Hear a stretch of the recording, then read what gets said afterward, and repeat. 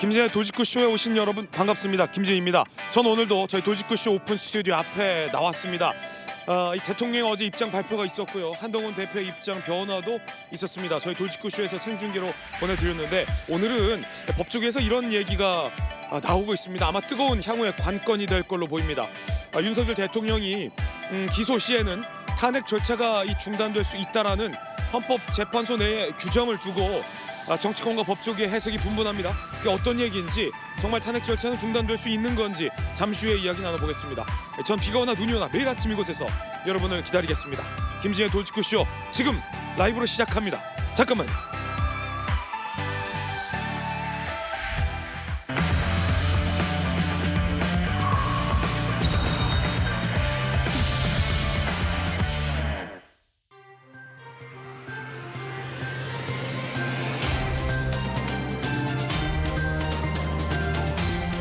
신문 읽어주는 남자입니다. 대통령실을 중심으로 법조계에서 이런 얘기가 나오고 있습니다. 헌재 51조 규정이 대두되고 있다는 겁니다.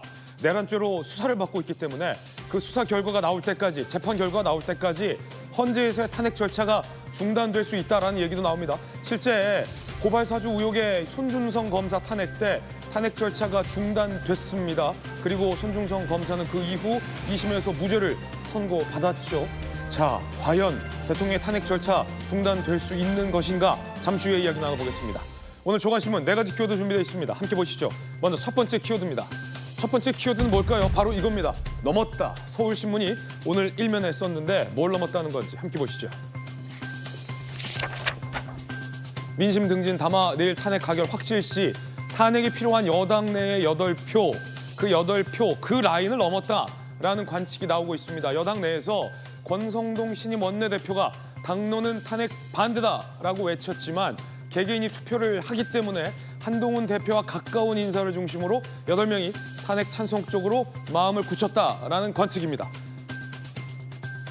과연 내일 탄핵 표결 결과는 어떻게 될까요? 잠시 후에 전문가들과 함께 전망해 보겠습니다.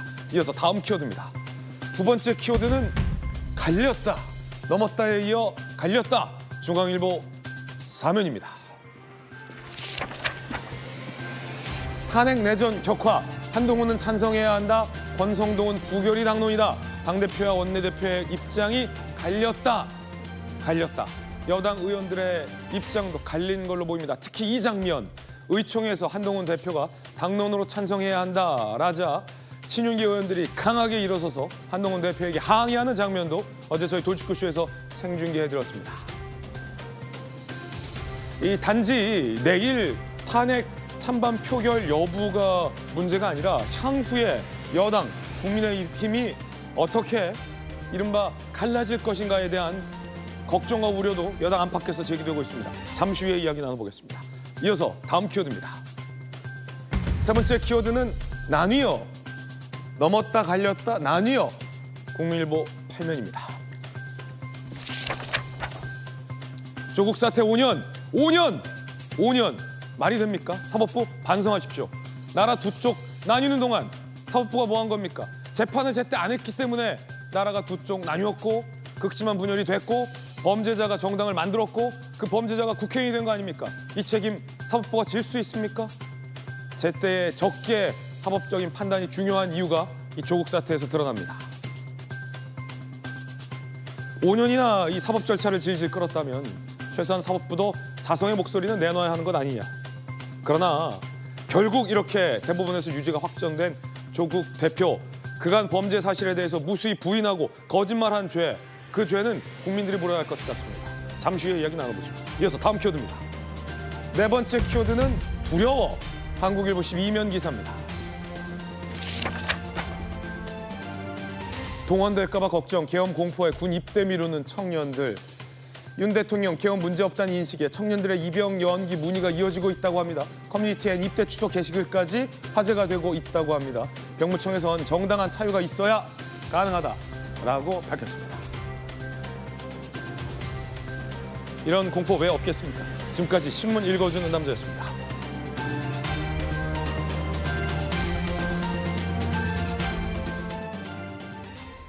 네, 오늘 저희 김진의 돌직구쇼 함께하신 분들 소개해드리겠습니다. 국민의힘의 비전전략실장을 역임한 김구식 교수님, 그리고 대통령실의 안보전략비서관을 역임한 전성훈 전 통일연구원장 나오셨습니다. 돌직구 좌장, 서울시 부시장을 역임한 민주당의 김영주 전 의원, 그리고 서재현 민주당 정책위 부의장 모셨습니다. 어서 오세요. 네, 오늘 저희 김진의 돌직구쇼에서도 국민들이 가장 궁금해하실 부분, 궁금증, 의문점 중심으로 첫 번째 풀어보겠습니다. 가장 큰 의문점은 이겁니다. 탄핵도 내란도 부당하다. 정면 돌파하겠다는 윤 대통령 직무 복귀했나? 라는 의문점입니다. 대통령 직무 복귀했나? 일단 대통령의 이야기부터 들어보시죠.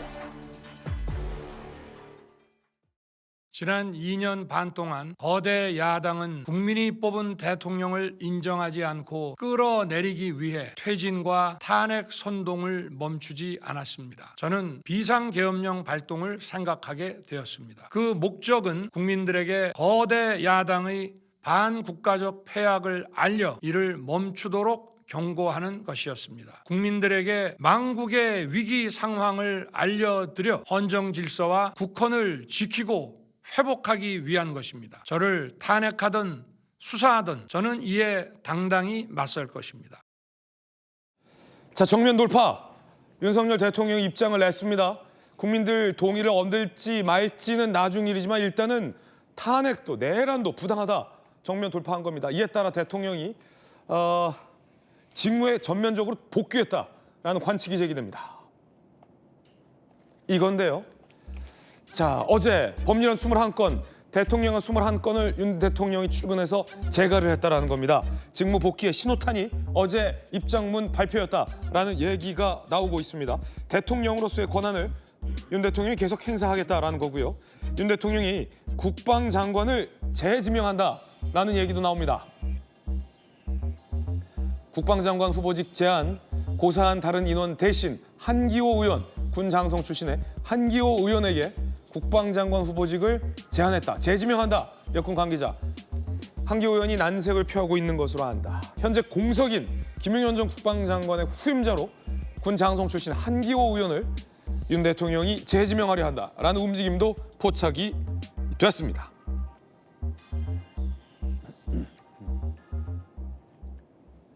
자, 이 대통령이 직무에 복귀했다. 청와대에 계셨던 전성훈 전 원장님, 대통령이 탄핵도 내란도 부당하다라며 정면 승부하겠다는 입장을 강하게 내비쳤고 직무에 전면적으로 다시 등장한 겁니까?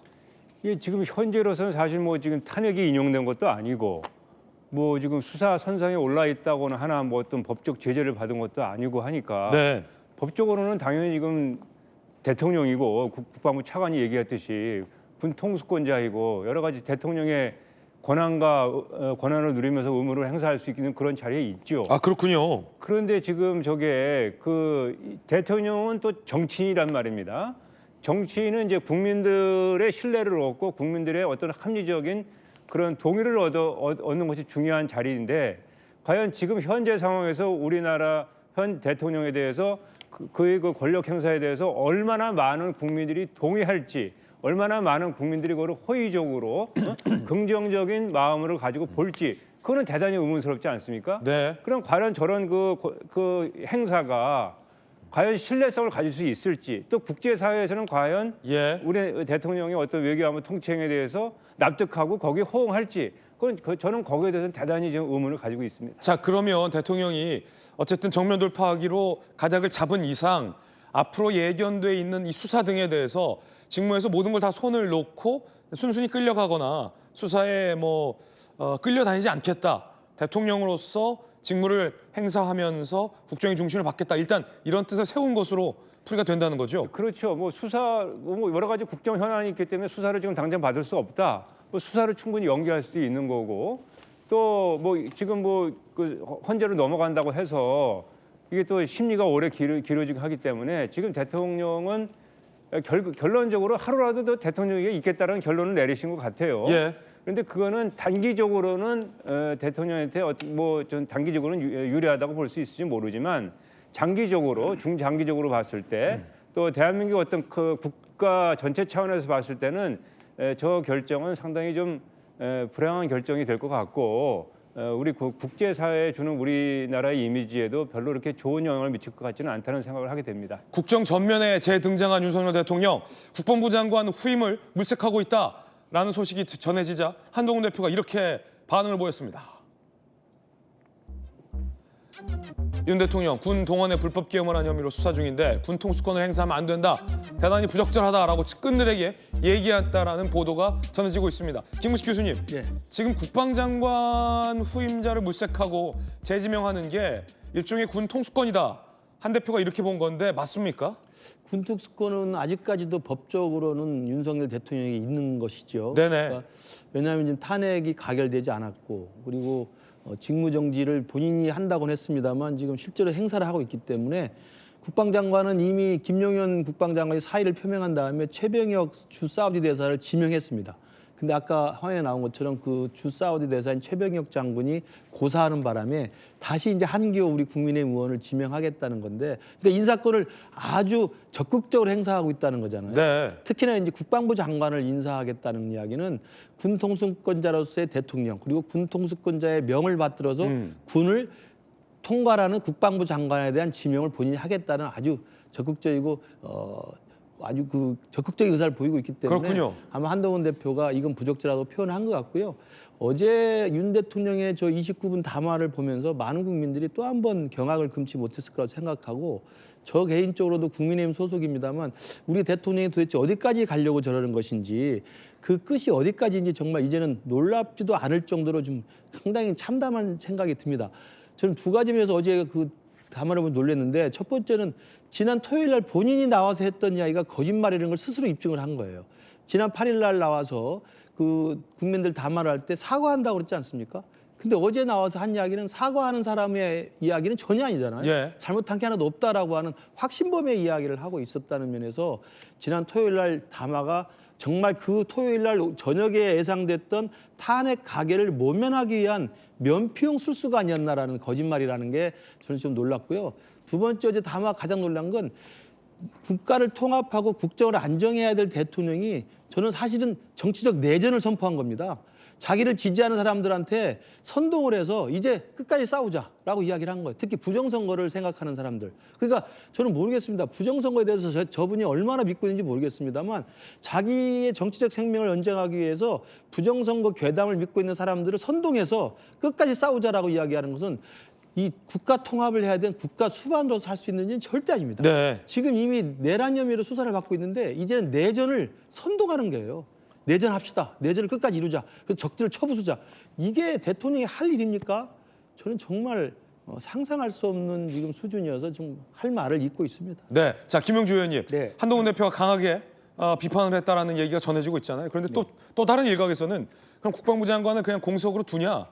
둘 수는 없지 않느냐? 뭐 이런 반박도 있습니다. 어떻게 보십니까? 만약 질서 있는 대지를 한다 그러면 본인이 그야말로 이제 토요일 날 얘기한 것처럼 이선을 후퇴하고 모든 걸 당에 일임하고 최소한 뭐 한덕수 총리가 뭐 국회에서 또 탄핵될 수도 있습니다만 우선 이선 후퇴했다는 걸 확실하게 보여주기 위해서 네네. 모든 재가의 권한을 총리한테 일임할 수밖에 없을 거라고 보여집니다. 그 당대표한테 일임할 수는 없는 상황이니까 그러한 형태로 해서 만약 국방장관이 공석이 안보의 공백, 지금 이제 완전히 안보가 공백된 거잖아요. 지금 수방사령관, 뭐 모든 사령관들이 그렇죠. 다 뭐 직무가 정지돼 있는 거고 예. 모든 것이 사실은 군에는 이 작전권은 합참에게 있습니다만은 실제로 국방부 차관이 정무권을 갖고 있거든요. 이것이 오래가면 되지 않기 때문에 그런 것을 빨리 복귀할 수 있는, 즉 대통령 권한이 그 위임된 다른 사람들이 할 수 있는 그런 식으로 가야 되는 거고, 아무리 그 한동훈 대표가 그런 우려 때문에 빨리 대통령의 직무 정지를 바랬으나 본인이 그걸 뒤집고 며칠 만에 다시 못하겠다 버틴 거 아닙니까? 그렇다면 이번 주말에라도 탄핵을 통해서 모든 직무를 정지시킬 수밖에 없다. 그렇게 난 다음에 실질적으로 뭐 한덕수 총리든 아니면 뭐 최상목 부총리든 어떤 형태로 여야가 합의할 수 있는 측면에서의 거국 내각을 만들어가는 그런 어떤 중립적인 말하자면 새로운 체제가 들어와야 되는 상황이 아닌가 그렇게 보여집니다. 예, 첫 번째 의문점 함께하고 있습니다. 이번에 두 번째 궁금증입니다. 야당에서는 계속해서 조속한 탄핵을 강조하고 있습니다. 속내에는 빠른 조기 대선도 깔려 있을 것이다. 계산에 이런 분석도 있습니다만 이런 새로운 얘기가 나옵니다. 지금 보시듯이 내란으로 대통령이 만약에 기소되면 탄핵, 헌재에서의 탄핵 절차, 심판이 중단되는 것 아니냐라는 일각의 관측과 대통령실 안팎의 주장이 오늘 새롭게 부상했습니다. 자, 일단 빨리 탄핵해야 된다라는 야당의 의견 들어보실 텐데요. 만약에 이게 실제 받아들여진다면 야당이 원하는 대로 조속한 탄핵 절차는 힘들 수도 있다는 관측인데요. 들어보시죠. 개헌과 그로 인한 내란 행위에만 초점을 맞췄습니다. 그거 하나만으로도 탄핵 사유가 차고 넘친다 저희는 그렇게 보고 있기 때문입니다. 위법한 시행령이라든가 법권 행사 같은 경우에는 굳이 넣지 않으신 이유가 따로 있는 건가요? 신속한 탄핵 심판이 이루어지는 것이 지금 이 국난을 해결하는 데 가장 중요하다고 판단해서 그 부분을 탄핵 사유로 삼지는 않았습니다. 지금 들으셨던 것처럼 야당에서는 속도를 강조합니다. 신속한 탄핵. 그런데 속도도 중요하지만 무엇보다 정확한 판단, 정확도가 더 중요한 것 아니겠느냐라는 법조계의 목소리도 만만치 않게 제기되고 있는 가운데 헌법재판소법 51조가 변수로 부상하고 있습니다. 탄핵 심판 청구와 동일한 사유로 형사소송, 수사죠. 수사 재판이 진행되는 경우에는 그 재판 결과와 수사 경과를 어느 정도 지켜봐야 제대로 된 탄핵 심판 청구에 대한 재판 결론을 내릴 수 있다라는 취지로 탄핵 심판 절차 정지가 가능하다. 내란죄 유무. 야당에서 이 탄핵 절차를 강조하면서 대통령의 내란죄 혐의를 계속해서 부각시키고 있는 이유는 현직 대통령이 형사소추가 되지 않지만 이 내란죄 항목에서만 예외적으로 현직 대통령도 형사소추가 될 수 있기 때문입니다. 즉 대통령의 탄핵 절차에서 이 내란죄 유무가 가장 중요한 관건이기 때문에 과연 헌재법 51조대로 대통령이 내란죄 혐의로 기소될 시에 대통령실에서 탄핵 심판 중지를 요청할 때 과연 헌재가 이걸 받아들이느냐 아니면 내란죄 수사 재판과 관계없이 일단 탄핵부터 결론을 탄핵 유무에 대해서 내릴 것인가 이것이 관건이란 겁니다. 실제 최근 이 손준성 검사를 야당이 탄핵시켰습니다. 그런데 헌재에서 탄핵 절차를 중단했습니다. 그 이유는 동일한 이유로 손준성 검사에 대한 공수처 등의 수사가 재판이 진행 중이라는 거였습니다. 그리고 실제 손준성 검사는 2심 재판에서 무죄를 선고받았습니다. 그러면 손준성 검사에 대한 야당의 탄핵은 기각될 가능성이 크다라는 것이 현재 진행 중인 일인데 자, 청와대에 계시던 네. 전성훈 원장님 네. 헌재법 51조가 있는 이유는 네. 동일한 사유로 그러니까 탄핵과 같은 동일한 사유로 형사재판이 진행 중일 때 만약에 헌재가 섣불리 탄핵을 결정했는데 형사재판에서 그것이 무죄로 뒤집어졌을 때 헌재의 탄핵 결정이 굉장히 많은 논란이 불러일으킬 것을 우려해서 동일한 사유로 형사 수사 재판 중일 때는 수사와 재판 결과를 좀 지켜보고 탄핵 절차를 하겠다 이런 취지인 거죠? 그렇습니다. 그래서 지금 손준성 검사의 경우에 그게 적용되지 않았습니까? 네. 근데 이제 그 박근혜 대통령 시절을 돌이켜 보면은 박근혜 대통령께서 이제 탄핵이 인용되기 전까지 사실 제대로 수사를 집중적으로 수사는 없었어요.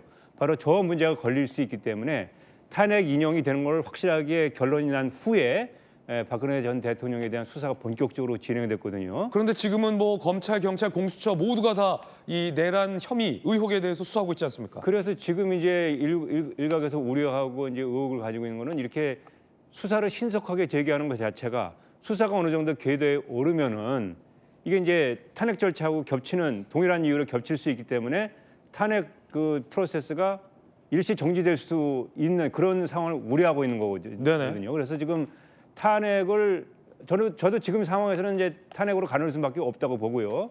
또 그 탄핵 절차는 가급적 빨리 조기에 종료되는 것이 나라를 위해서 바람직하다고 보는데. 저 질문 있습니다. 예. 지금 여야가 탄핵이 필요하다라고 이유를 밝힌 건 예. 대통령의 일단은 탄핵 소추를 통한 직무정지. 네. 그것이 시급하다는 거잖아요. 네, 그렇죠. 근데 만약에 이번 주 토요일에 탄핵이 예. 가결된다면 예. 여야가 바랬던 대통령의 직무정지는 이루어지는 거잖아요. 예. 그 이후에는 예. 정말 내란죄 혐의를 적용할 수 있는지 여부, 헌재가 법리대로 대통령의 탄핵이 인용될지 기각될지에 대한 차분한 판단을 해야 되는데 예. 그럼 수사 결과를 지켜보고 헌재가 결론을 내리는 게 더 정확합니까? 아니면 수사와 상관없이 일단 헌재부터 결론을 내릴 수가 있는 겁니까? 근데 이 지금- 문제는 또 다른 문제 같아요. 근데 지금 이 경우에는 사실 수사가 별로 의미가 없는 게 네. 왜냐하면은 증거라는 것이 그 헌법 71조를 위반했다는 전혀 말도 안 되는 군을 동원한 계엄을 선포했다는 이 증거는 대한민국 전 국민이 다 텔레비를 통해서 봤어요. 내란죄와 상관없이 예, 내란죄와 상관없이 이 헌법 위헌 이거에 대해서는 너무나 증거가 명백하기 때문에 계엄 시도 자체가 위헌적이다.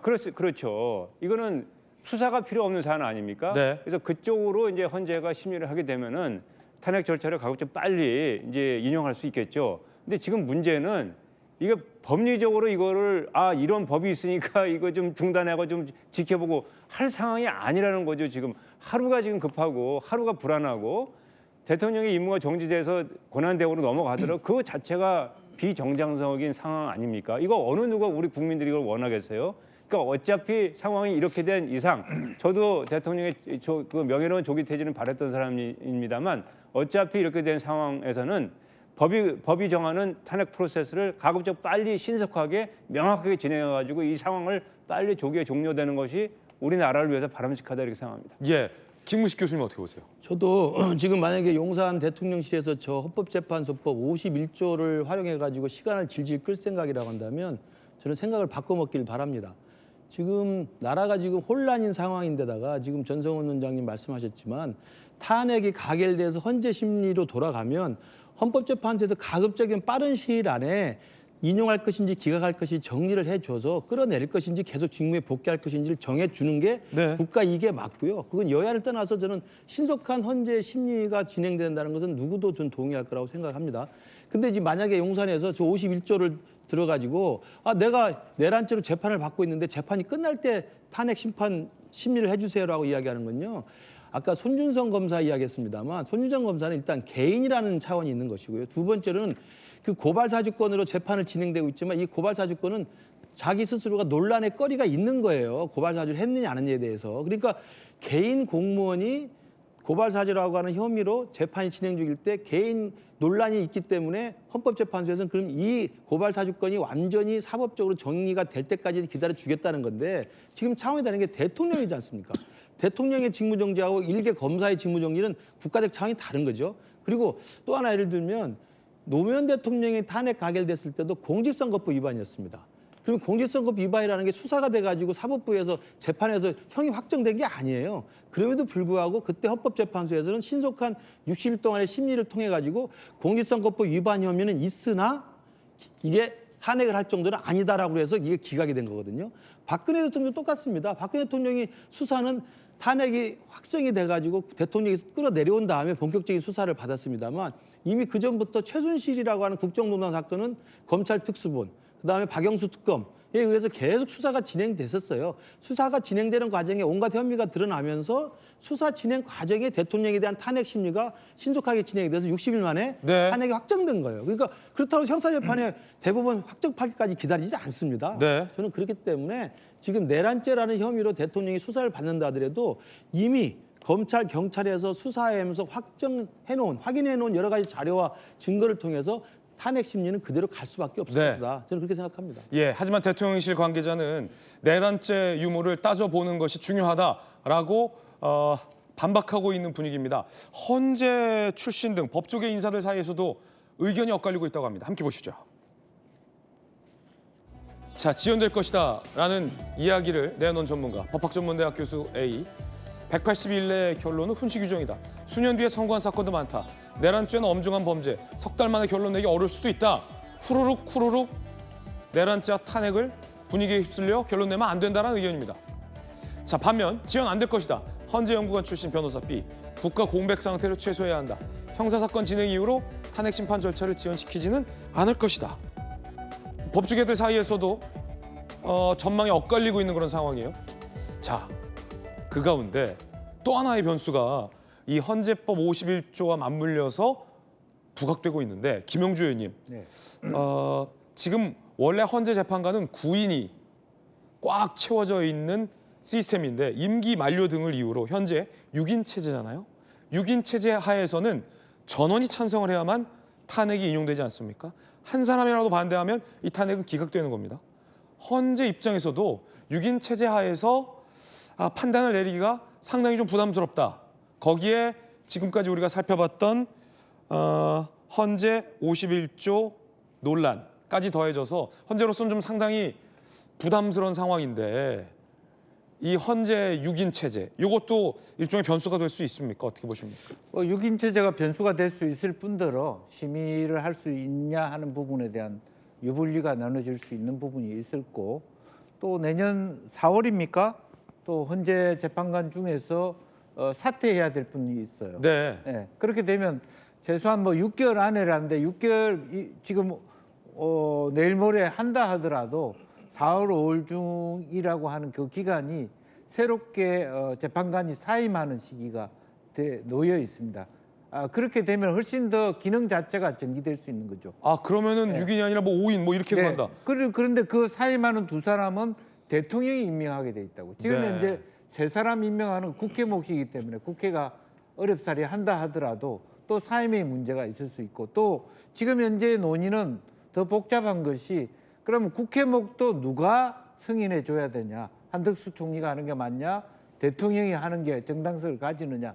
여러 가지 이런 논란이 많기 때문에 그 프로세스대로 가기가 어렵다라고 하는 부분이에요. 네. 그러니까 그때 논의 자체가 있기 때문에. 그런데 이 그 헌재의 판단과 관련된 규정과 이 절차상의 정당성을 갖추는 것도 속도만큼 중요하지 않습니까? 그렇습니다. 이제 그렇기 때문에 그 절차적 정당성을 누가 심의해야 되느냐, 누가 판단해야 되는 걸 묻고 가는 과정, 예. 그 과정 자체가 순탄하지 않기 때문에 자연스럽게 수년될 가능성이 차고 넘친다, 그렇게 볼 수 있는 거죠. 헌재에서의 어떤 탄핵 절차가 굉장히 좀 연기될 가능성도 크다. 네, 그리고 또 민주당이 예컨대 마은혁 그 재판관 같은 경우도 사실은 실질적으로 헌법 재판관으로 적절한가 그런 논의까지 있는 거거든요. 네. 과거의 방식으로 보면 마치 좌파 진영에 혹은 노회찬 의원한테 후원했고, 예. 그러니까 그런 부분에 대한 정상적으로 헌법 재판관으로서의 어떤 적절성, 또 그런 부분에서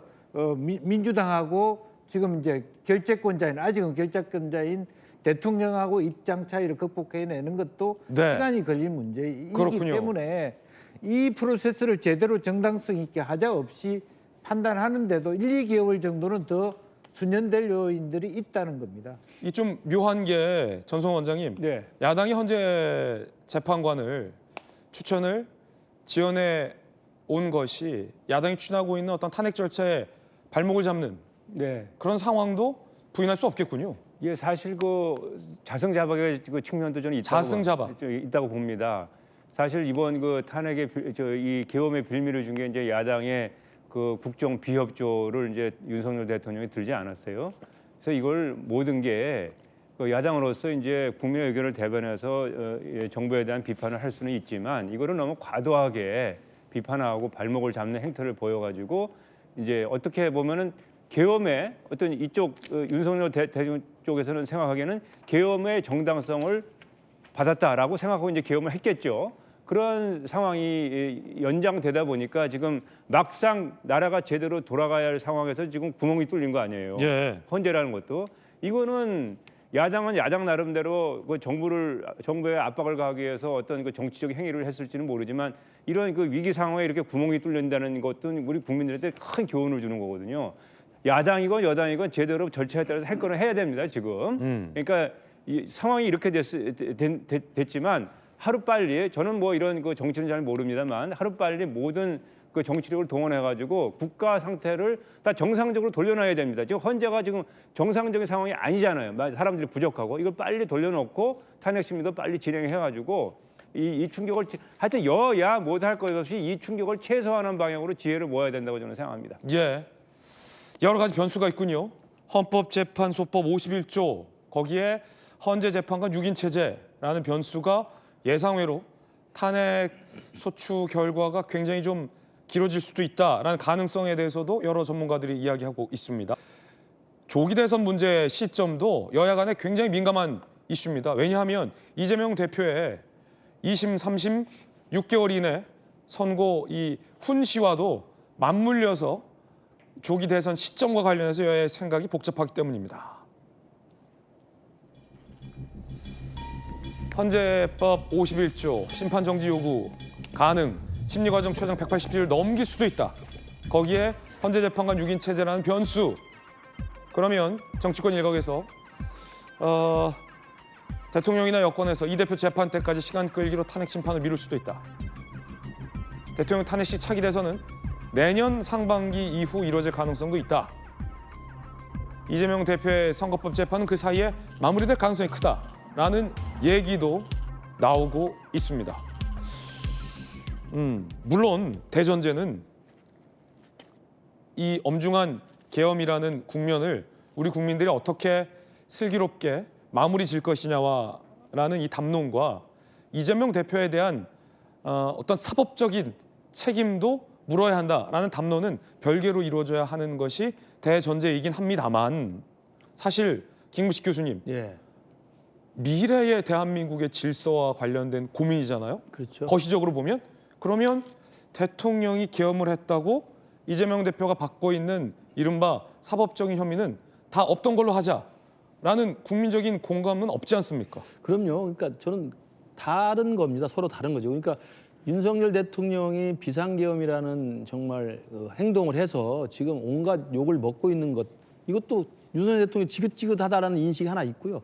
그럼에도 불구하고 또 한편에는 이재명 대표가 이런 걸 빌미로 해서 죄가 있음에도 불구하고 대선에 출마해서 또 대통령이 돼서 5년 동안 대한민국을 이끌어 간다는 것이 또 정말 안 된다. 이것도 매우 중요한 문제다. 죽기보다 싫다고 하는 사람들이 또 있어요. 그러니까 양쪽에 이 팽팽한 반대 세력들이 그들이 있는 겁니다. 그러면 어떻게 해야 되느냐? 저는 내가 아까 어제 윤석열 대통령이 그 담화를 통해서 내전을 선동하는 것이 정말 부적절하다고 그랬는데 양측에 이재명만큼 절대 안 된다라고 하는 한쪽 국민들하고 윤석열 빨리 끌어내리자라는 또 한쪽 국민들이 있는데 이거 간단한 해법이 있습니다. 어떻게 해요? 별개의 투트랙으로 가는 겁니다. 그러니까 시스템에 맡기는 거예요. 그러니까 탄핵도 지금 우리 당에서 탄핵을 반대한다고 주장하는 분들의 솔직한 속내는 뭐냐면 이재명에게는 정권을 헌납할 수 없다는 거예요. 그건 올바르지 않은 전략적 판단이죠. 대통령이 비상계엄한 것이 유연 유법한 것인지 그리고 대통령이 이걸 더 이상 수행할 수 없을 정도로 탄핵이 될 만한 것인지를 본인이 국회의원으로서 정치적 판단을 하면 되는 것이지 이렇게 될 경우 이재명한테 정권을 헌납하기 때문에 이거 반대해야 되겠다. 이거 국민들이 납득을 못합니다. 그러니까 탄핵은 탄핵대로 비상계엄을 선포한 윤석열 대통령에 대한 우리 당과 우리 국민들의 정치적 판단에 따르면 되는 것이고요. 이재명 대표 지금 일단 공직선거법 1심 유죄 나왔잖아요. 2심이 3개월 또 대법이 3개월입니다. 그럼 6개월 동안 이 부분이 정리가 돼서 유죄 판결 받으면 선거에 못 나갑니다. 그 스케줄을 생각하지 않더라도 탄핵이 되면 그다음 헌법재판소에서 알아서 판단을 할 겁니다. 노무현 대통령 60일, 박근혜 대통령 90일이었습니다. 그러면 윤석열 대통령이 얼마 걸릴지는 아무도 모르는 거예요. 아까 앵커께서 말씀하신 것처럼 내란죄로 또 재판을 받을지도 모르기 때문에 길어질 수도 있는 것이고 그러니까 재판과 상관없이 헌법재판소에서 6인이든 7인이든 알아서 또 심리를 하면 되는 겁니다. 이 두 개를 정치공학적으로 전략적 유불리를 따져가지고 섞을 필요는 없다. 이재명 대표가 대통령이 돼서는 안 된다는 국민 여론도 소중한 것이고 비상계엄을 자행한 윤석열 대통령을 빨리 탄핵시키자는 국민 여론도 소중한 것이기 때문에 그 여론대로 가면서 그 우리나라 시스템은 굉장히 안정화되어 있습니다. 절차가 다 정해져 있습니다. 그 절차와 시스템에 맡기면 된다고 생각합니다. 그럼 아까 이제 김용주 의원님께서 강조해 주셨던 조속한 어떤 탄핵 절차의 원활함도 중요하지만 절차를 지키면서 정확하게 이 탄핵 심판 절차를 밟아가는 절차적 정당성도 중요하다고 말씀하셨잖아요. 지금 여러 가지 변수가 있는데 이 절차적 정당성을 맞추다 보면 탄핵 심판이 조금 길어질 수 있다. 그럼 그 사이에 김구식 교수님 말씀하셨던 이재명 대표의 공직선거법 위반과 관련된 2심, 3심 재판 결과가 자연스럽게 나올 수도 있는 거군요. 네, 그렇습니다. 사실은 이제 내년 4월에 두 분의 퇴임 이전에 실질적으로 6인 체제에서 심리가 길어질 수도 있지만 제가 보기에는 기소와 재판보다는 훨씬 더 파면이 낮은 단계일 수도 있어요. 국민적 충격은 크지만 뭐 실제적으로 결과는 똑같은 거잖아요. 파면되는 것은 대통령의 예우를 없애는 거지만 기소가 되어서 결국 재판에서 금고형 이상이면 똑같은 결과가 되는 것이고 실제로 더 중한 벌을 받게 되는 거잖아요. 이제 그렇게 보면 사실은 6인 체제가 내년 4월에 두 사람이 헌법재판관이 물러나기 전에 결과적으로 바로 지금 현재 심의가 6명으로 가능하다 그러면 4월 초 정도, 4월 중순에 뭐 전원일치가 아니면 의미가 없는 거죠. 전원일치로 내부적으로 논의하면서 재판을 정리를 시킬 수가 있는 것이고 전원일치가 안 됐을 경우에 여러 가지 더 길어지는 프로세스가 있고요. 그리고 4월에 결과가 나온다 하더라도 결국 6월 대선이거든요. 그러니까 뭐 5월까지 이재명 대표의 재판이 다 선거법 같은 경우는 끝날 수 있는 프로세스도 있기 때문에 그렇군요. 그것은 미리 우리가 뭐가 더 유리하다 불리하다 할 수는 없는 상황이다 그렇게 봅니다. 그렇군요. 계속해서 의문점과 궁금점 풀어보겠습니다. 세 번째 의문점입니다. 자, 어제 대통령의 입장문 내용 중 이 선관위와 관련된 부분이 있었습니다. 사실 선관위가 북한 해킹 공격에 취약하다. 그래서 선관위가 다른 정부 부처는 다 국정원의 내부 점검에 동의했지만 선관위만 끝까지 버텼다라는 팩트에 많은 국민들이 좀 충격을 받으셨을 겁니다. 더 나아가서 그렇다면 선관위 데이터는 조작이 가능하단 거냐? 라는 것을 두고 선관위와 국정원의 의견이 묘하게 갈리는 듯한 상황도 현재 펼쳐지고 있습니다. 일단 어제 대통령의 이 부분에 대한 지적부터 들어보시죠. 국정원 직원이 해커로서 해킹을 시도하자 얼마든지 데이터 조작이 가능하였고 비밀번호도 아주 단순하여 1, 2, 3, 4, 5 같은 식이었습니다. 민주주의의 핵심인 선거를 관리하는 전산 시스템이 이렇게 엉터리인데 어떻게 국민들이 선거 결과를 신뢰할 수 있겠습니까? 그래서 저는 이번에 국방장관에게 선관위 전산 시스템을 점검하도록 지시한 것입니다. 자, 대통령이 부정선거 의혹을 제기하진 않았습니다. 민주주의에 꽂힌 선거의 데이터를 관리하는 선관위의 이 데이터 관리가 북한의 해킹 공격 등에 매우 취약하다라는 점을 대통령은 언급을 한 상황인데, 자, 일단 대통령실 부대변인 출신의 김기흥 전 부대변인 나오셨습니다. 네. 선관위가 굉장히 취약했다.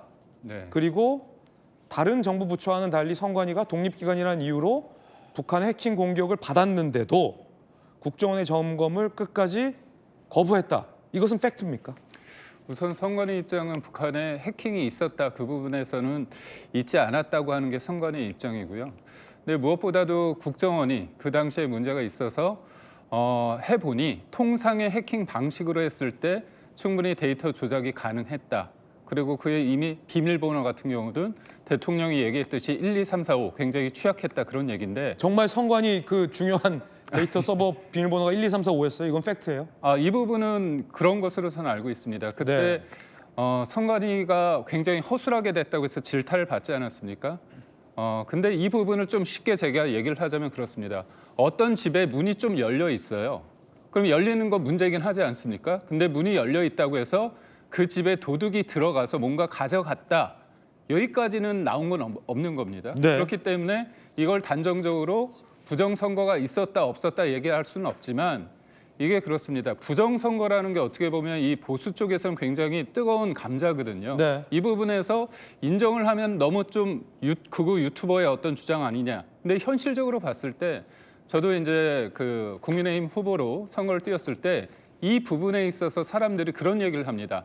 있다 없다를 떠나서 명쾌하게 한번 너희가 보수 정권 아니냐 윤석열 정부라면 이걸 확실하게 한번 치밀하게 해서 문제가 없으면 문제가 없다고 해줘라. 그래야지 이거에 대해서 의혹이 계속 제기되는데 자꾸 이런 사람들에 대해서 극단적이고 극우다 그렇게 몰지 말고 좀 차분하게 체계적으로 해야 된다 이런 얘기를 좀 하는 분들이 있습니다. 그래서 그렇군요. 이 부분이 대통령이 어떤 극우 유튜버의 영향을 받아서 한쪽에 경도됐다. 그 부분은 저는 조금 동의하기는 좀 그렇고 다만 이 부분에 있어서 체계적으로 합법적으로 압수수색 영장을 받아서 하면 좋은데 왜 비상계엄령을 통해 가지고 선관위는 이거에 대해서 반대를 할 거고 선관위는 또 판사들 아닙니까? 선관위의 주요 어떤 보직에 그 판사들은 압수수색 영장을 발부하지 않을 것이란 그런 생각하에 어떻게 보면 좀 쓰지 말아야 될 계엄 카드를 써서 이렇게 했느냐의 부분에 대해서는 비판의 여지가 있다고 봅니다. 예, 언급하셨던 것처럼 계엄을 통해서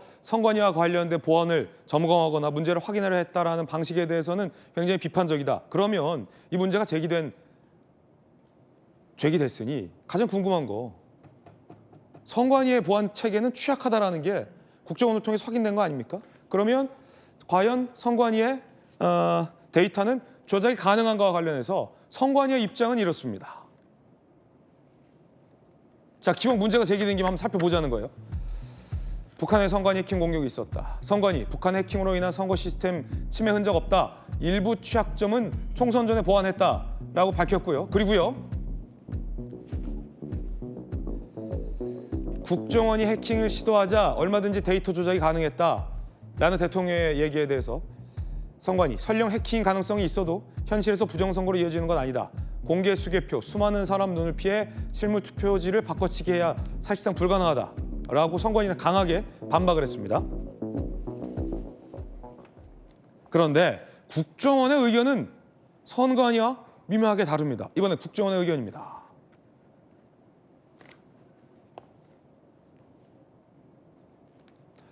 자, 과연 국정원은 실제 이 선관위의 이 보안을 점검했었는데요. 어떻게 얘기했을까요?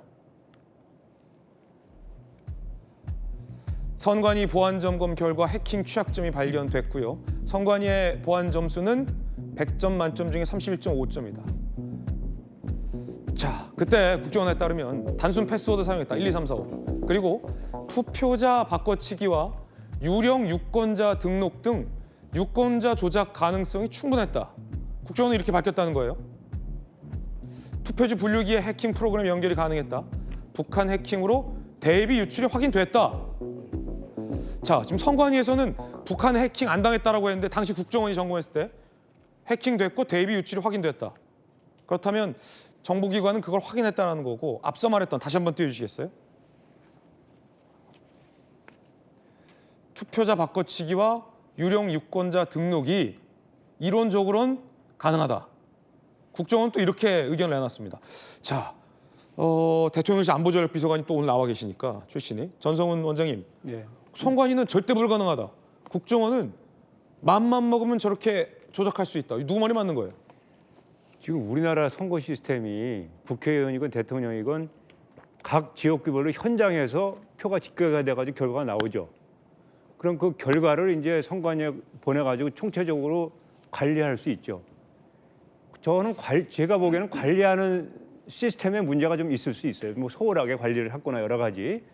관리가 소홀하다고 해서 선거 결과가 다르게 나올 수는 없는 거 아닙니까?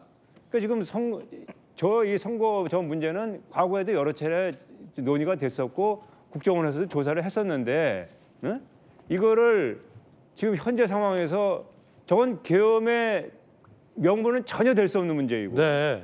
군을 동원할 수 있는 문제도 아니고 만약에 정부에서 이 문제가 이렇게 심각한 상황이었다면 여태까지 2년 6개월 동안 뭐 하셨어요? 이거를 국민적으로 공론화시켜가지고 벌써 문제를 해결했어야죠. 총선 전에 대선 전에라도 그 대선 직후에라도 해결했어야죠.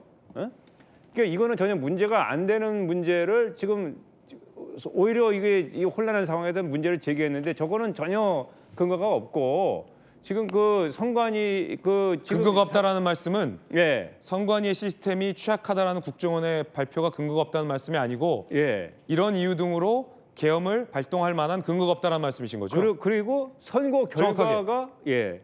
맞습니까? 예, 그렇습니다. 네. 그리고 선거 결과가 선거 결과가 다르게 나왔을 것이라고 판단하는 근거가 될 수가 없는 거죠. 예.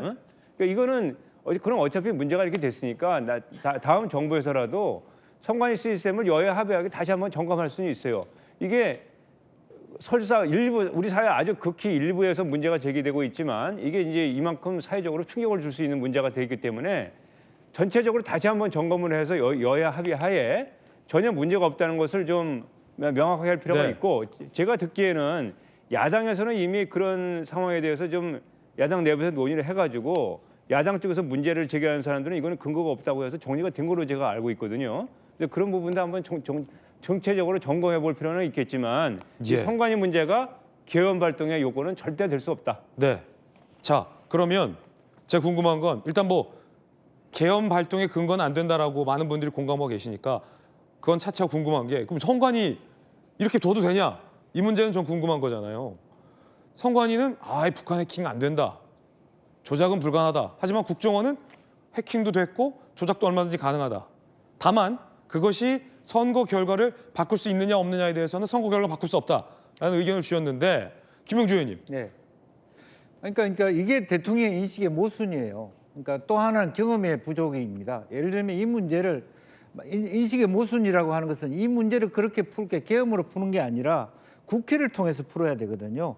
과방위를 통해서 풀어야 됩니다. 이거는 해킹 가능성에 대해서 그러니까 기사, 인터넷 진흥은 아마 그런 테스트도 했을 텐데 대통령이 그게 우려됐으면 여야 모여서 국회의 가방위에서 공개적으로 혹은 국정과 함께 행안부하고 같이 TF팀을 짜서 나이프, 기사 그렇게 국가기관과 해서 올해 예산으로 선관위 해킹 가능성을 줄이기 위한 국가 사업을 하면 되는 거예요. 예산이요? 예.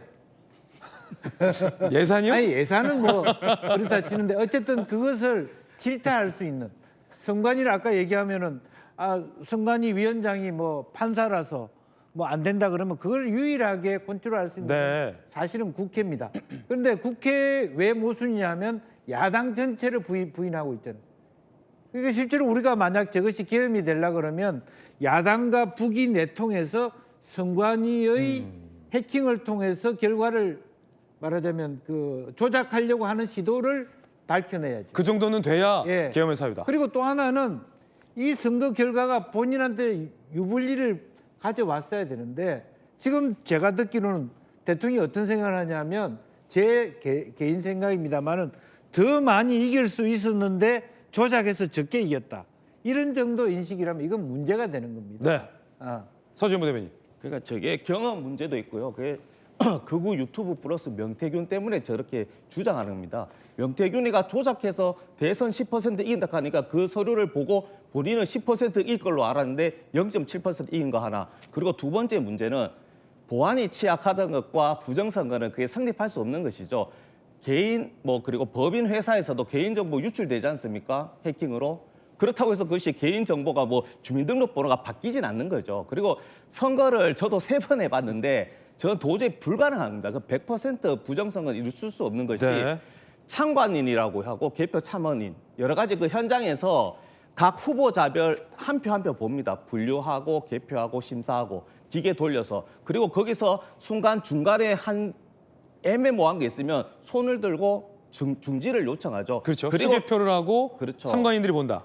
그리고 나서 계속해서 종이에 적습니다. 동별로. 그리고 동별로 적어서 좀 그렇지만 실시간으로 캠프에 전달이 됩니다. 그러면 언론이라든지 또 선거 관리 개표소보다는 더 빨리 확인할 수 있는 것이거든요. 그럼 예를 들어 후보자가 내가 다 선거 개표소에서는 수개표해서 100표로 이겼는데 선거가 조작돼서 150표로 패했다고 하면 바로 후보자가 알고 있는 것이죠. 그래서 저는 이런 문제 때문에 극우 유튜브 플러스 명태균으로 해서 이것은 주장할 수도 있습니다. 그러나 그것은 선관위에서 하도 주장을 하기 때문에 그때 수사했어요, 경찰이. 그리고 검찰도 없다, 흔적이 없다라고 결론을 맺었기 때문에 이 부분과 계엄의 정당성은 도저히 성립해서 할 수가 없는 겁니다. 예.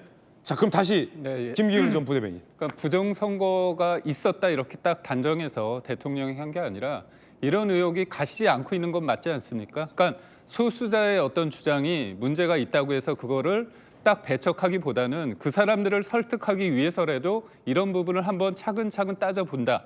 근데 그 따져보는 방식이 말씀하신 것처럼 여야 합의로 하는 방식이 있고 그다음에 영장을 정상으로 받아서 하는 방법이 있을 텐데 계엄의 방식에 대해서는 동의할 수 없는데 저는 불가피한 이런 민주주의의 꽃이라고 하는 선거에 대해서 여전히 불신이 있으니까 이거를 한번 해소하자는 차원이 있는 거로 좀 봐주셨으면 좋겠고요.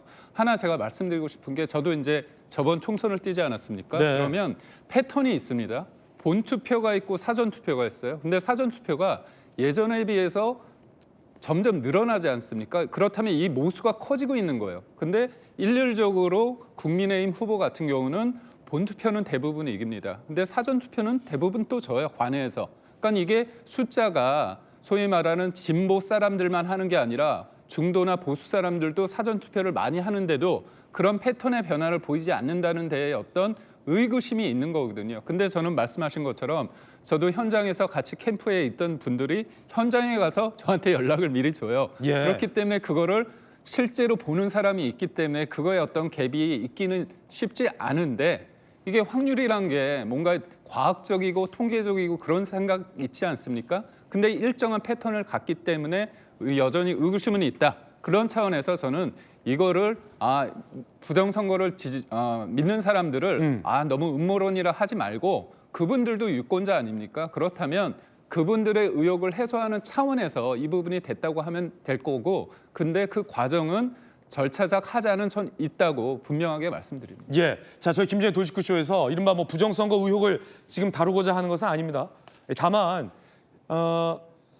과연 이것이 투표 결과를 바꿀 수 있을 만큼의 선관위의 어떤 보안 취약성에 하자가 있는 것인지 여부를 전문가들의 의견을 통해서 좀 점검해 보고자 하는 것이고 그것이 과연 계엄으로서 이 선관위의 보안 취약성을 점검하려 한 것에 대한 어떤 정당성 여부에 대한 전문가들의 의견을 지금 구하고 있는 겁니다. 김웅식 예, 교수님. 저도 선거를 2번을 치러봤기 때문에 현장에서 참관인들이 다 수시로 저한테 보고를 해줍니다. 그럼 만약에 이게 거대한 부정선거 기획 세력이 있어서 모든 선거구에 일정 정도의 패턴을 해킹을 해가지고 숫자를 조작해서 그 숫자대로 패배하게 한다고 그러면요. 현장에서 우리 투표 참관인이 보내온 숫자하고 차이가 있어야 되지 않습니까? 그걸 어떻게 알고 미리 알고 다 했겠습니까? 근데 정확히 맞아요. 저희들이 보고받은 거하고 나중에 선관위에서 최종 개표가 돼가지고 나온 숫자하고 거의 맞습니다. 한두 개가 차이 날 수 있어요. 왜냐하면 이게 애매하게 표시되는 부분이 있거든요. 그런 건 나중에 또 확인을 하는 거기 때문에 저는 그런 면에서 보면 실제로 우리 대한민국의 선거 시스템이라는 건 전 세계에서 배우러 올 정도로 선진적인 시스템입니다. 그런 시스템을 믿지 못하고 부정선거를 생각하는 건 저는 있을 수 없다고 보고요. 아까 김기영 대변인이 말한 것처럼 약간의 문이 열릴 수 있는 보안의 취약성이 있다. 이거 네. 국정원이 충분히 체크할 수 있죠. 네네. 보안이 좀 취약하고 이 비밀번호도 좀 더 어렵게 하고 그다음에 해킹이 불가능하도록 훨씬 방어벽을 세게 해라라고 할 수 있는 거예요. 그런 걸 하는 거하고 이게 20대 총선, 21대 총선 전부 우리가 부정선거 때문에 졌다라고 생각하는 건 차원이 다른 문제라는 말씀을 드리고요. 그렇기 때문에 하도 2020년 21대 총선에서 부정선거라고 하는 사람들이 하도 말을 해서 윤석열 대통령이 집권한 다음에 선관위에 대해서 주문을 했고 특히 한동훈 대표가 강력하게 주장을 해서 수개표를 강화했고 그래서 기억나실 거예요. 이번에 22대 총선에서는요. 우리 당에 나서서 사전투표를 독려했습니다. 걱정하지 말고 사전투표 하시라고 그랬어요. 그래서 많이 했어요. 그래도 진 거예요. 왜? 윤석열 대통령이 잘못해서 진 겁니다. 제가 볼 때 부정선거의 가장 큰 패망은 뭐냐면 선관위가 해킹을 더 막을 수 있는데 막지 않았다는 그 문제점은 제가 볼 때 소소한 거고요. 더 큰 것은 대통령이 실정하고 대통령이 민심을 위반하고 대통령이 고집을 부려서 중도층이 대거 이탈해서 우리 당이 참패한 건데 부정선거 괴담에 빠지면 왜 큰 문제가 되냐면 자기 잘못을 생각하지 않는 거예요. 나 때문이 아니야. 나는 잘했는데 저놈들 때문에 부정선거를 조작해서 그런 거야. 라고 생각하면서 비상계엄까지 가는 겁니다. 저는 그래서 더 이상 부정선거 괴담에 빠지는 거 그리고 우리 당을 지지하는 일부 세력들 중에서 부정선거 이야기하시는 분들요. 별로 맞은 거 없습니다. 이제는 그분들 목소리가 크다 하더라도 우리 김기영 대변인도 그렇고 저도 흔들리면 안 됩니다. 예. 그분들을 분리시키는 게 맞습니다. 자, 이번엔 저희가 준비한 또 다른 의문점입니다. 오늘 한 언론의 단독 보도가 나왔는데 이겁니다. 이재명 대표에게 무죄를 선고한 위준교사 무죄를 선고한 그 판사도 체포 대상인가? 라는 새로운 내용입니다. 조지 경찰청장이 변호사에게 이재명 무죄 준 판사도 위치 추적 요청의 대상이었다라고 이야기한 걸 경찰이 확인했다라는 내용입니다. 물론 위치 추적을 요청한 것이 곧 체포 대상인지 단정할 수는 없다는 것.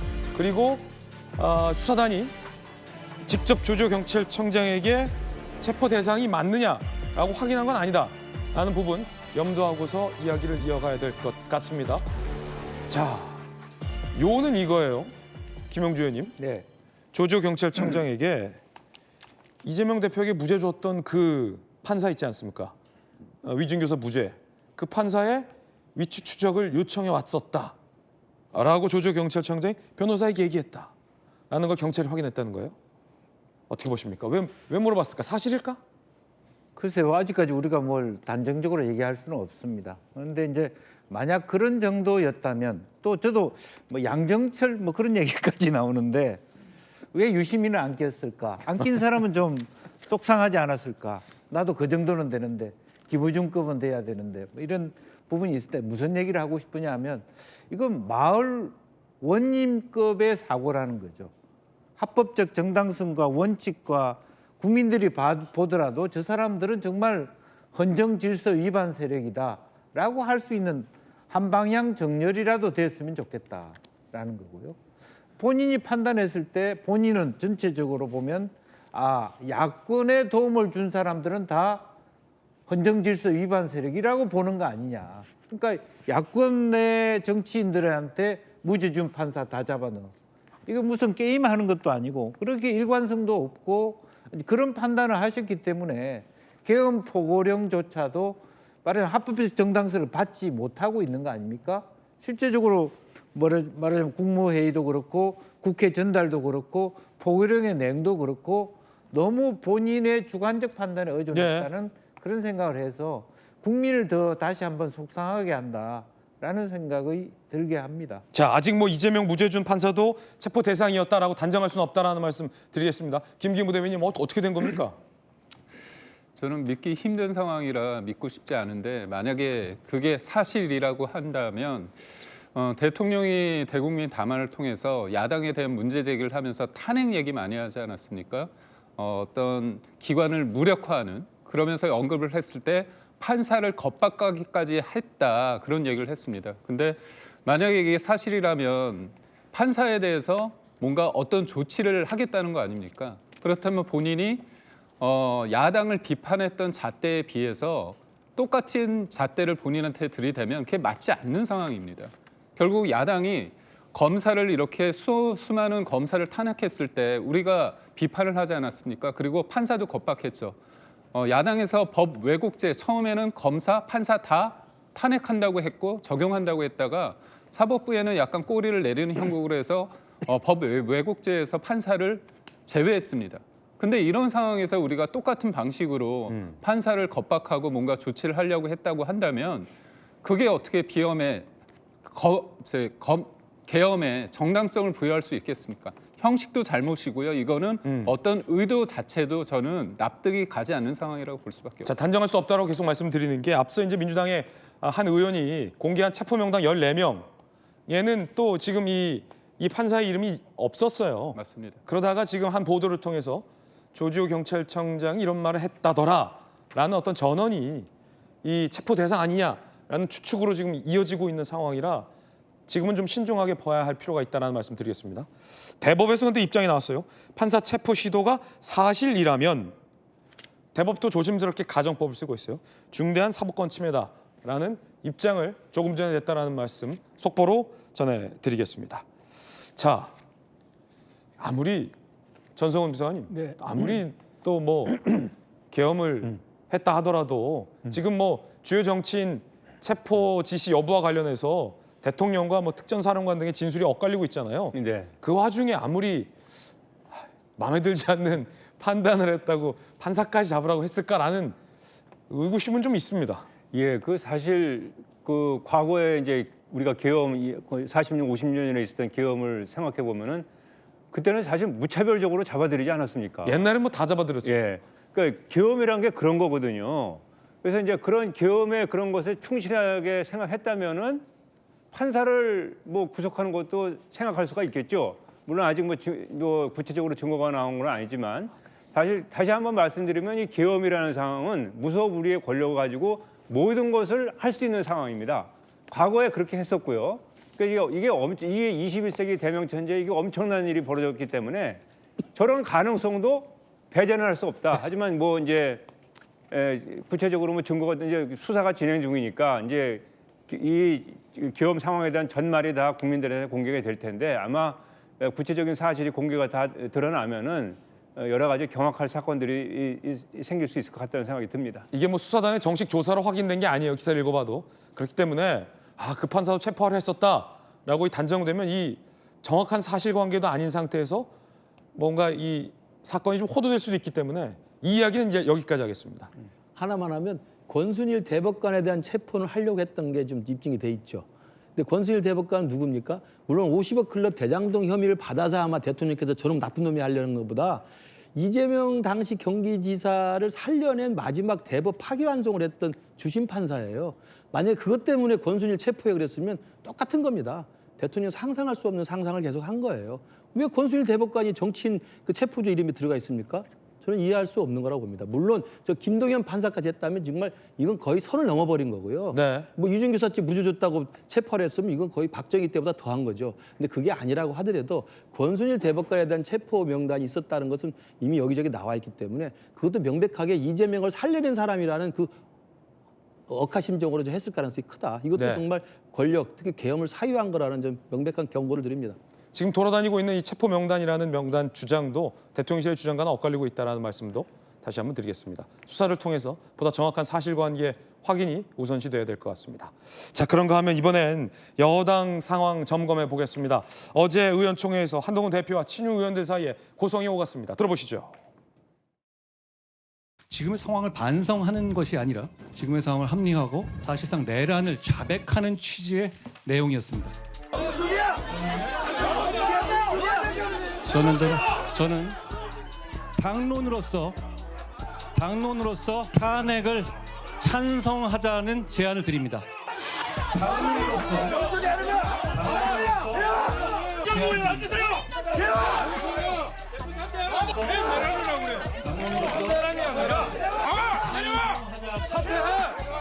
대표 사퇴하라고. 이철규 의원님 말씀하세요. 뭐라고요? 아니 지금 대표가 이철규 의원 말씀하세요. 강명구 의원 말씀하세요. 자, 일어나서 말씀. 자, 반말하지 마시고 임종덕 의원 일어나서 말씀하십시오. 자, 경호를 써주셔야 되지 않겠어요, 임종덕 의원? 거기서 저 야유 아저씨 말씀하실 일은 아니고요. 제가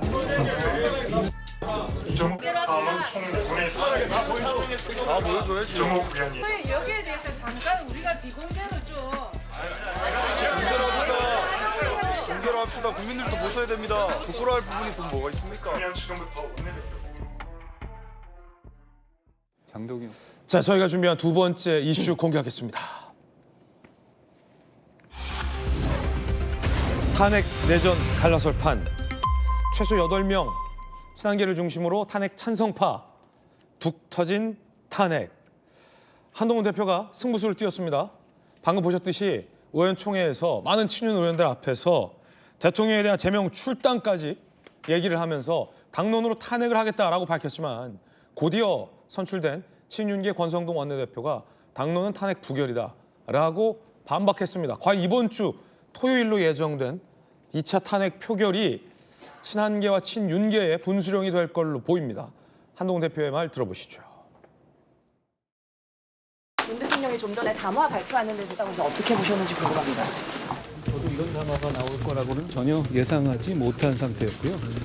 제가 그 담화를 보고 우리 당에 윤석열 대통령 제명 출당을 위한 윤리 소집을 긴급히 지시했습니다. 더 이상 윤석열 대통령이 대통령직을 수행할 수 없습니다. 그 점이 더욱더 명확해졌다고 생각합니다. 우리 당은 당론으로서 탄핵에 찬성해야 합니다. 자, 한동훈 대표가 대통령을 강제로 제명하고 출당시키기 위한 윤리위를 소집한 겁니다. 그런데 그 윤리위가 어떻게 결론을 내렸을까요? 국민의힘 중앙윤리위 여의도 인근에서 회의했고요. 언론에 공지했어요. 밤 11시 50분. 굉장히 재빠른 공지인데 사안의 중대성을 감안하여 실체 및 절차에 관해 신중하게 진행하기로 했다. 일단은 판단 유보예요. 신중하게 결정하기로 했다. 그럼 저걸 신중하게 진행해야죠. 당연한 얘기를 당연하게 공지한 겁니다. 즉 여기에 담긴 속내는 한 대표가 즉각적인 윤리위를 소집해서 윤리는 소집됐지만 즉각적인 한 대표의 발언대로 출당과 제명 조치는 없을 것이다 라는 해석도 나오고 있습니다. 그 중간에 친윤 권성동 의원의 원내대표 선출과 무관치 않은 것 아니냐라는 관측도 나오고 있습니다. 권성동 신임 원내대표의 이와 관련된 이야기도 저희가 준비를 했습니다. 한번 들어보시죠. 지금은 엄중하고 엄혹한 시기이지만 우리가 하나가 돼서 국민들을 향해서 다가갈 때, 하나하나 다가갈 때 국민들의 마음이 조금씩 열릴 것이라고 생각합니다. 윤리 소집을 해서 제명을 하는 것보다 그런 의사를 용산 대통령실에 전달하면 대통령께서 알아서 조치 문제를 판단하지 않을까 그런 생각을 하고 있습니다. 자, 벌써 당대표와 원내대표의 의견이 갈립니다. 당대표는 즉각적인 출당 제명을 위한 윤리 소집을 지시했고 권성동 원내대표는 윤리를 왜 소집하느냐, 거기서 왜 결정하느냐 라는 반대 입장입니다. 당내의 친한계, 친윤계의 어떤 분화 현상이 더 가속화될 것 같은데 일단 대통령의 제명과 출당 문제예요. 김기훈 부대변인 어떻게 보십니까? 이게 한동훈 대표 입장에서는 처음에 계엄이 있을 때 위법하고 위헌적이기 때문에 국민과 함께 막아내겠다 그렇게 얘기하지 않았습니까? 근데 이제 이 문제를 풀어내는 데 있어서 사람들은 한동훈 대표가 굉장히 세게 얘기할 줄 알았는데 탄핵에 대한 얘기보다는 직접적인 언급보다는 직무 정지 얘기를 하지 않았습니까? 그 와중에 대통령의 담화를 함으로써 질서 있는 퇴진을 얘기했습니다. 근데 하야가 2, 3월이라고 된다면 실질적으로 대통령이나 아니면 국민의힘 의원들 입장에서는 너무 시간이 빠듯하다. 현실을 볼 때 누군가가 대통령 되는 걸 떠나서 현실을 볼 때 결국은 이재명 대표에게 대권을 헌납하는 거 아니냐 그런 어떤 현실적인 고민이 있을 거라고 봐요.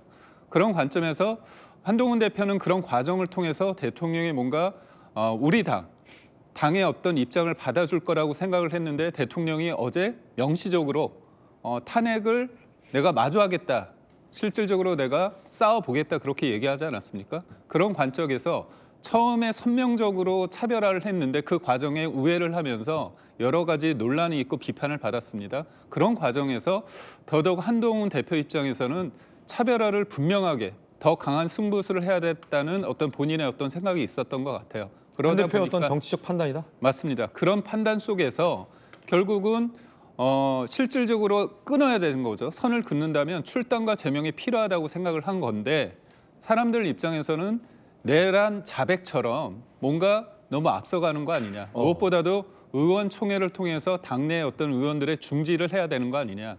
그러니까 결국 우리가 비판을 할 때 대통령이 의도 그런 걸 떠나서 과정과 절차에 대해서 형식에 대해서 되게 문제가 있다고 비판하고 있는데 한동훈 대표가 대표임에도 불구하고 그래도 이렇게 본인의 생각을 선제적으로 하는 게 물론 큰 틀에서 봤을 때는 차별화 전략이 맞을 수는 있지만 국회의원들, 당내 국회의원들 입장에서는 너무 앞서가는 거 아니냐. 그렇다면 좀 절차와 체계를 거쳐서 중지를 모아서 하겠다는 어떤 현실론이 지금 맞서고 있는 상황이라고 볼 수 있습니다. 한동훈 대표가 지나치게 앞서가고 있다. 비판적인 의견 소개해 주셨습니다. 마침 친윤계 김재원 최고위원이 조금 전 한 언론에서 이렇게 인터뷰했어요.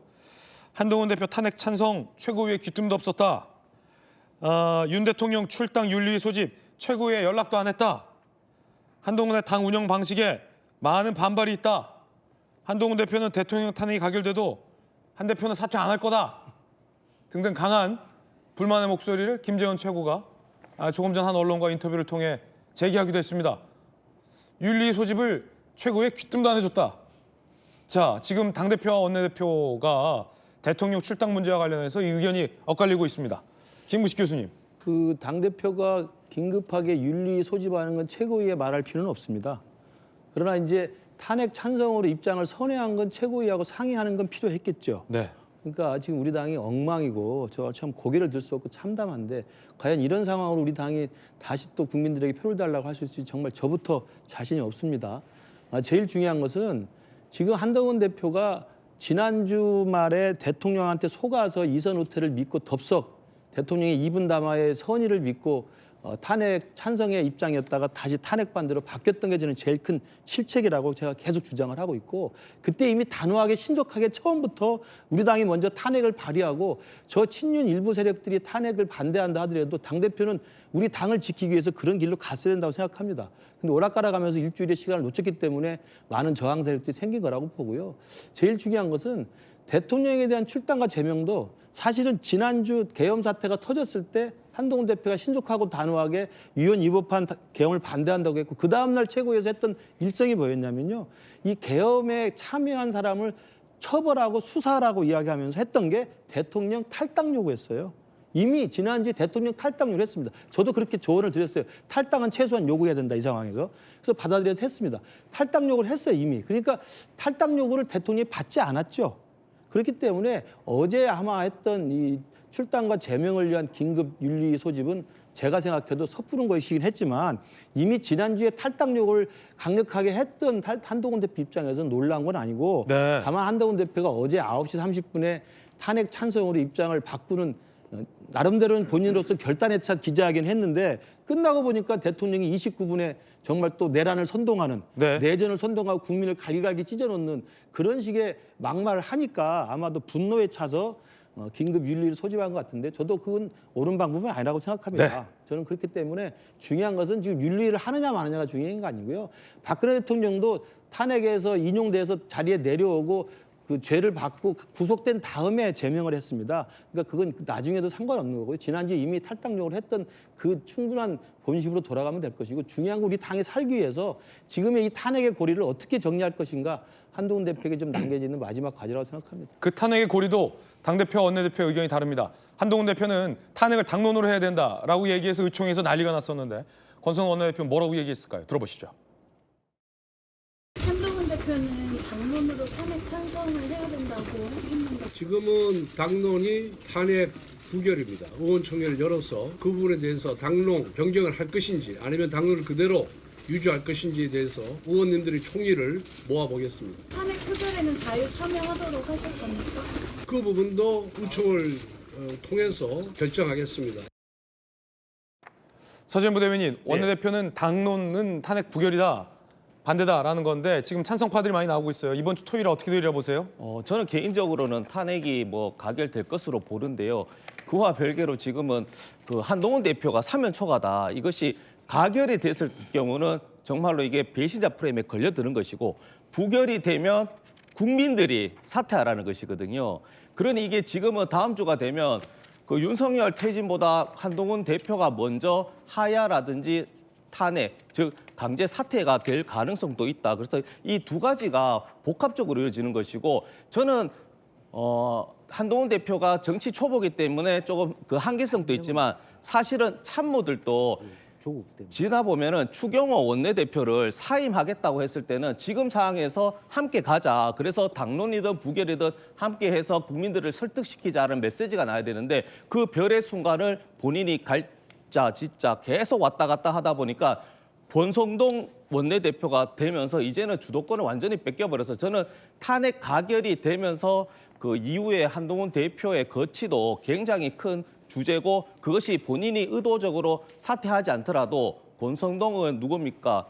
이준석은 또 제명시키고 당헌 당규를 최고위원 5명에서 4명 사퇴하면 비대위 체제로 갈 수 있게 못 박은 장본인이거든요. 그렇기 때문에 계속적으로 문제제기, 사퇴, 책임 이야기하고 결국에는 저는 당원 투표로서 그 정당성, 즉 한동훈 대표 먼저 하야든 사퇴 결정하라고 요구할 것 같습니다. 네. 자, 이번엔 저희가 준비한 다음 이슈입니다. 이 혼란 가운데서도 정리될 건 정리됐습니다. 주제 공개하겠습니다. 조국 유죄, 징역 2년. 그런데 너무나 시간이 오래 걸렸죠. 5년 만에 단죄. 사과도 없었습니다. 사과조차 없었습니다.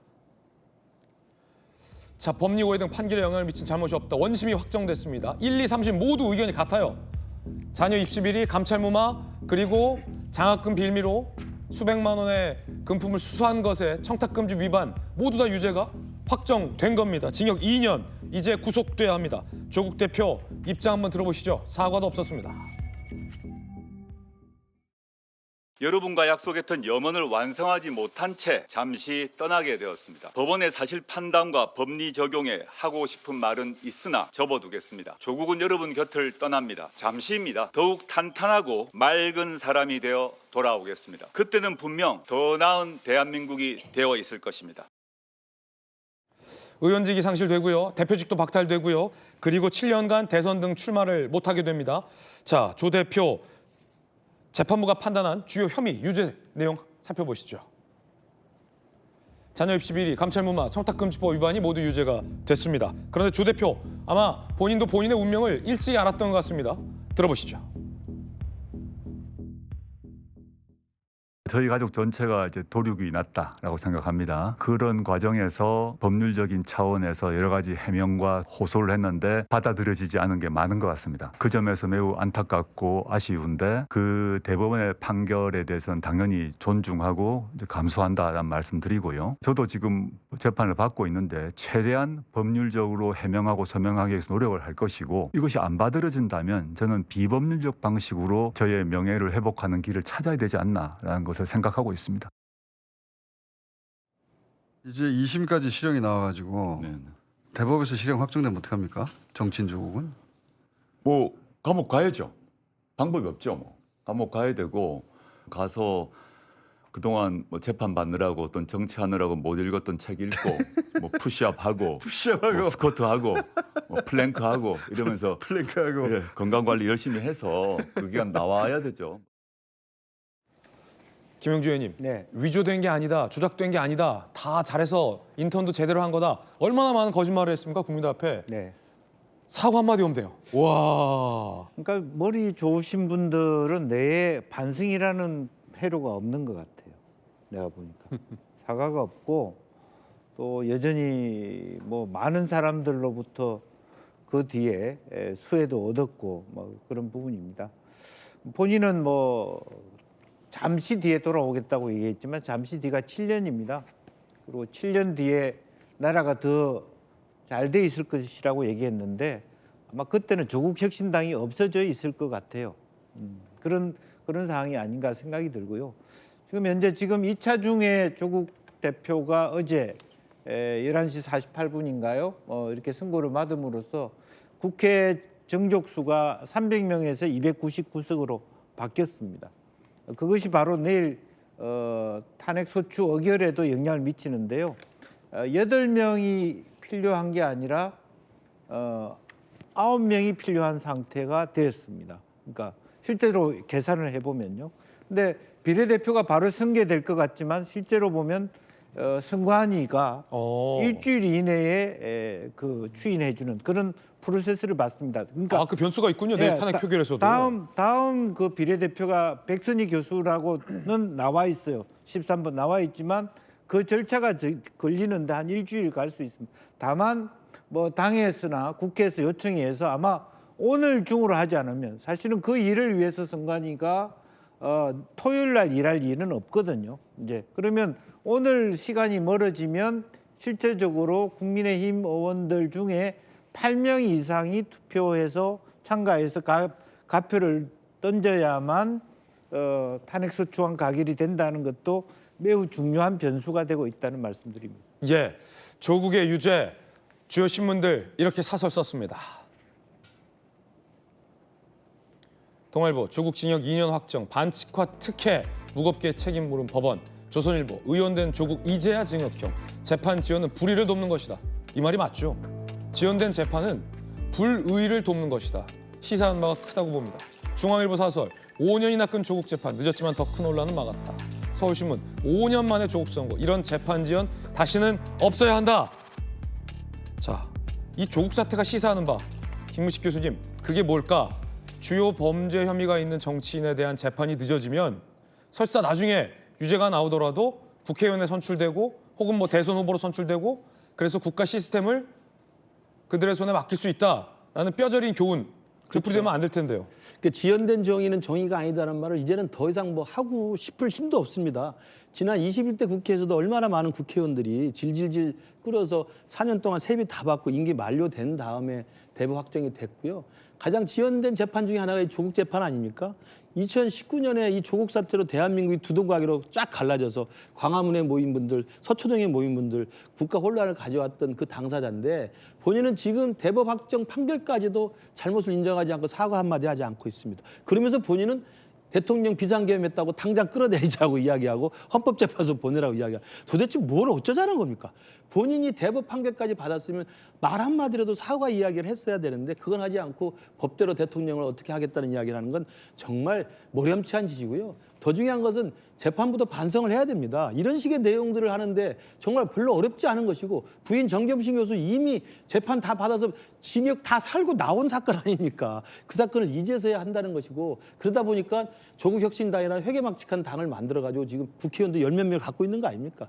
정말 우리나라 정치, 사법 정말 각성해야 될 가장 중요한 본보기 사건이 된다고 생각합니다. 예, 애초에 비법률적 방식으로 명예를 회복하겠다는 분에게 사과를 기대했던 건 사치일지도 모르겠습니다. 60초 광고 보고 돌아오겠습니다. 잠시 후에 뵙죠. 예, 오늘 저희가 준비한 소식 모두 다 전해드렸습니다. 잠시 후 아래의 주소에서 김진의 더 라방 시작됩니다. 오늘 본방에서 못다한 이야기 전문가들과 함께 최고의 전문가들과 함께 더 라방에서 이어가겠습니다. 검색창에 김진 앵커라고 치셔도 들어오실 수 있습니다. 잠시 후에 시작됩니다. 오늘 하루는 분명 어제보다 나을 겁니다.